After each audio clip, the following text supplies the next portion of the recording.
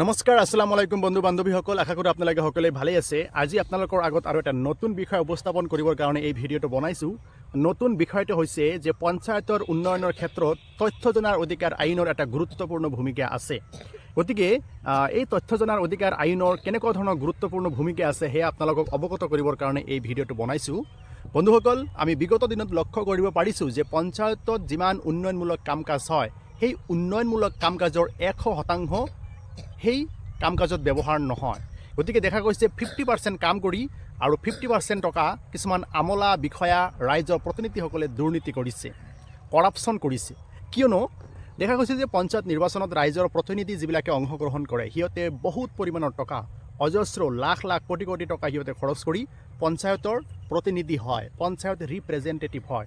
সিহঁতৰ এটাই উদ্দেশ্য যে পঞ্চায়তৰ যিবোৰ আবণ্ঠিত ধন আছে, সেই আবণ্ঠিত ধনৰ পৰা বৃহৎ পৰিমাণৰ অংশ সিহঁতে উপাৰ্জন কৰিব লাগে বক্ৰ পথৰে। গতিকে কেন্দ্ৰীয় চৰকাৰ, ৰাজ্য চৰকাৰে সঠিক উদ্দেশ্যত পঞ্চায়তসমূহত যথেষ্ট পৰিমাণৰ ফাণ্ড আবণ্টন দি আহিছে। গতিকে এই কিছুমান আমলা বিষয়া, কিছুমান দুষ্ট প্ৰকৃতিৰ ৰাইজৰ প্ৰতিনিধিসকলে পঞ্চায়তৰ ধন সঠিকভাৱে ৰূপায়ণ নকৰি সিহঁতে যথেষ্ট পৰিমাণৰ টকা লুণ্ঠন কৰি আছে। গতিকে এই ক্ষেত্ৰত মই যুৱ প্ৰজন্ম, সচেতন নাগৰিক আৰু প্ৰত্যেক পঞ্চায়তৰ পৰা 20জন বা 30জনমান যুৱকক মই আহ্বান জনাইছোঁ।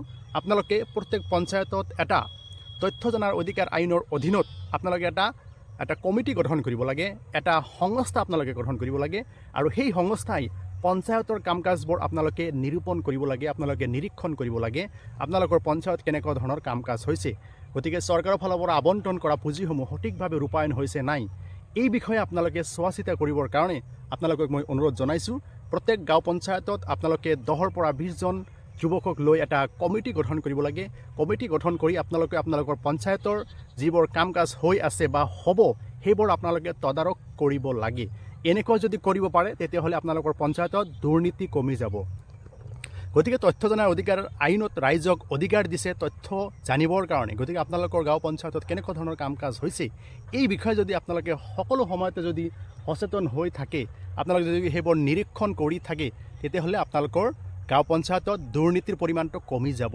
আৰু সকলোৱে যদি চকু মুদা কুলিৰ ভাৱ জুৰি থাকে, আপোনাক কোনোবাই বেয়া পাব, আপোনাক কোনোবাই ভাবুকি দিব বা এনেকুৱা ধৰণৰ ভয় ভীতি লৈ যদি আপোনালোকে ঘৰত বহি থাকে, তেতিয়াহ'লে আপোনালোকেই ৰাইজৰ প্ৰতিনিধি বনোৱা সেই প্ৰতিনিধিসকলেই আপোনালোকৰ ধন সিহঁতে লুণ্ঠন কৰিব, পঞ্চায়তৰ ধন সিহঁতে লুণ্ঠন কৰিব আৰু গান্ধীজীৰ যিটো সপোন, সেই সপোনটো কিন্তু বাস্তৱত ৰূপায়িত নহ'ব। গতিকে মই কামনা কৰিছোঁ পঞ্চায়তৰ ধনবিলাক 100%ৰ ভিতৰত মানে 80% ৰূপায়ণ হওক, আপোনালোকৰ পঞ্চায়ত জাকত জিলিকা হওক, উন্নয়নমূলক কাম কাজ হওক আৰু এইবোৰ কৰিলে পঞ্চায়তটো ভাল লাগিব। উন্নয়নমূলক কাম কাজ হ'লে আপোনালোকৰ অঞ্চলটোতো ডেভেলপমেণ্ট হ'ব। গতিকে এনেকুৱা ধৰণৰ ডেভেলপমেণ্টৰ কাম কাজ আপোনালোকে যদি চাব বিচাৰিছে, তেতিয়াহ'লে আপোনালোকে তথ্য জনাৰ অধিকাৰ আইনক আপোনালোকে সঠিকভাৱে ৰূপায়ণ কৰিব লাগিব। এই ক্ষেত্ৰত মই পৰামৰ্শ দিছোঁ। প্ৰত্যেক পঞ্চায়তৰ পৰা 20জনৰ পৰা 30জনলৈকে যুৱক আপোনালোকে কমিটি গঠন কৰিব লাগে, সংস্থা গঠন কৰিব লাগে। কমিটি সংস্থা গঠনৰ জৰিয়তে তথ্য জনাৰ অধিকাৰ আইন আপোনালোকে আপোনালোকৰ পঞ্চায়তত সঠিকভাৱে ৰূপায়ণ কৰক, নিৰীক্ষণ কৰক আৰু বিভিন্ন এপ্লিকেশ্যন আবেদনৰ জৰিয়তে আপোনালোকে কাম কাজবোৰ আপোনালোকে তদাৰক কৰি থাকক। এনেকৈ যদি আপোনালোকে কৰিব পাৰে, তেতিয়াহ'লে আপোনালোকৰ পঞ্চায়ত আৰু ডেভেলপমেণ্ট হ'ব। আমলা বিষয়া, ACS, IAS আৰু পঞ্চায়তৰ কৰ্মীসকলে, ৰাজনৈতিক প্ৰতিনিধিসকলে দুৰ্নীতিৰ পৰা অলপ সিহঁতে সাৱধান হ'ব।